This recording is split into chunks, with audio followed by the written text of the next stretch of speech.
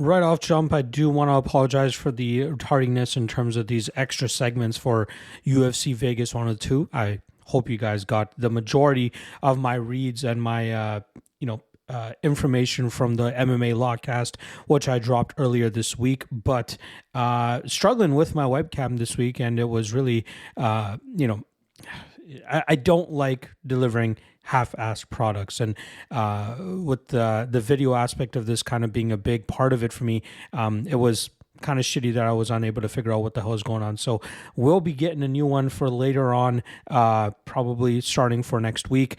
So I do want to get these segments out for you guys. Again, better late than never, but if you guys are subscribed to the YouTube channel, you're going to get all 4 or 5 segments drop in today.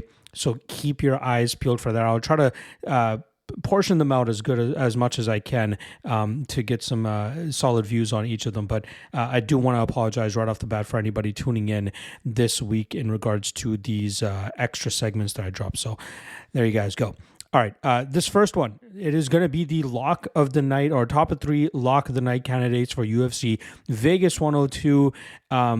Quickly recapping this past weekend's lock of the night plays, it was a very weird one where we had 2 lock of the night plays, and both of them were canceled, aka pushed. So it was a void on both. I believe it was the LFA and the UFC card. It was Hyun Sung Park for the UFC. That gets canceled on weigh-in day, and I didn't want to replace it with anything else. And I'm glad I didn't, because it was not that great of a card for me. And then the LFA card, it was that weird circumstance where it was Vladimir Kananukov, where he got a no contest even after knocking his opponent out. Apparently, he was holding the throat of his opponent, and that caused the fight to be a no contest. So, both pushes on lock of the night plays, which still keeps our yearly record at 4-4 now, for minus 10.37 units, a minus 26% ROI. Atrocious.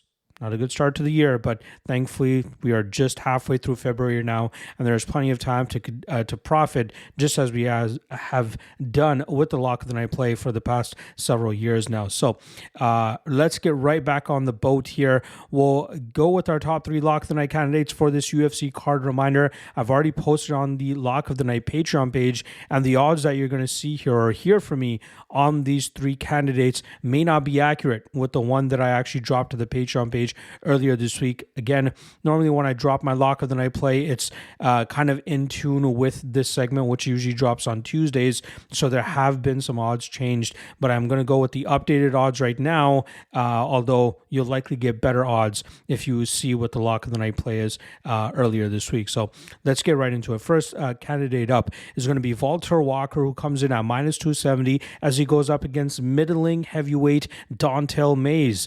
Now, Walker is the brother of Johnny Walker, but these guys do not fight similarly at all. Johnny is more of a flashy and powerful striker, while Walter looks to utilize the Russian in him, as he is actually training out of Russia alongside Bogdan Guskov, but he utilizes more of a wrestle-heavy approach, looking to nullify opponents on the mat and grind them out from that top position, or even selling out for submissions, just as he did against Junior Tafa last time around and getting the verbal tap that night. But I expect him to go out there and keep Mays in defensive positions, and we know Mays is usually not the most urgent fighter, and I think Walker can keep him in those spots, whether it's up against the cage or dragging him to the ground and grinding him out from that top position.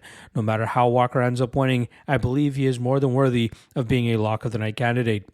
The second lock of the night candidate is going to be Ismael Bonfim, coming in at minus 230, and boy, has this guy taken a ton of steam since the odds opened up, where even during fight week, I believe he was closer to that minus 150 line at the start of fight week, and now finds himself at minus 230, and I think that is a sign that people recognize that he has a true skill advantage over Nazim Sadikov. I think Bonfim is the crisper and more dangerous striker, and although there is a KO threat from the Sadikov side, which has kind of saved him in some of his UFC matchups thus far, I think Bonfim's pressure, relentless pace will be too much for Sadikov to deal with, and I also wouldn't be surprised if Bonfim looks to take this into the grappling realm. But I think at minus 230, he is still more than worthy as a lock of the night candidate. The third And final lock of the night candidate is going to be in the main event with Gregory Rodriguez taking on the soon-to-be 41-year-old former title challenger Jared Cannonier. Now, Rodriguez comes in at minus 235, and it obviously seems like he's in the prime of his career right now as he's looking to march closer to a title shot, and I think this 3-fight winning streak could turn into 4 considering the matchup that he has here. Should this have been Cannonier from a couple years ago, I would be jumping at the opportunity to bet him as an underdog, but here I think Rodriguez has the advantages. He's a little bit younger, and I think he is a little bit faster and more powerful, and we've seen the deteriorating speed and durability of Cannonier really screw him over in the last couple of fights. And I think with Rodriguez's style, that will only spell more danger for Cannonier. I think we'll see Rodriguez really put the pressure on him and then eventually get the finish in the second or third round. No matter how he gets it done, as long as he gets his hand raised, Rodriguez could potentially cash for us as a lock of the night candidate. There you guys go. 3 candidates. Doesn't mean I'm betting every single one of them, but only one of them can be the official lock of the night play. I've posted it on the Patreon page already. You can comment below, drop a guess what you think it would be. Otherwise, check out the Patreon page and see what I've put it on, and we'll see if we can cash our ticket there.